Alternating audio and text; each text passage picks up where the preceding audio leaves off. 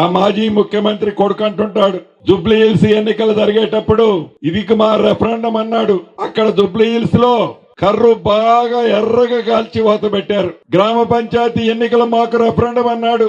రాష్ట్ర వ్యాప్తంగా సుమారు 69% గ్రామ సర్పంచుల్ని గ్రామీణ ప్రాంతంలో ఉండే కాంగ్రెస్ కుటుంబ సభ్యులు ప్రేమించి దీవించారు. ఇక ఇప్పుడు అంటున్నాడు మున్సిపాలిటీలట సెమీఫైనల్స్ అట. ఈ సెమీఫైనల్స్ లో అతను గెలుస్తుడట.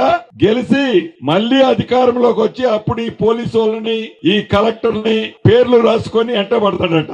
ఒక్కసారి ముఖం అద్దంలో చూసుకో. ఒక్కసారి నువ్వు మంచం మీద పడుకొని ఆలోచిస్తే ఏ ఉద్దేశంతో మళ్లీ నేను తిరిగి అధికారంలోకి వస్తానని ఎట్లా కలలు కంటున్నావో నీకే అర్థమైతుంది.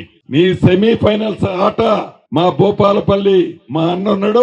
నువ్వు ఆడతావా, నీ తొత్తులు ఆడతారా? ఇక్కడ ఆడు, ఏం గెలుస్తావో చూద్దాం, అప్పుడు మాట్లాడతా. ఇది రెఫరెండమే.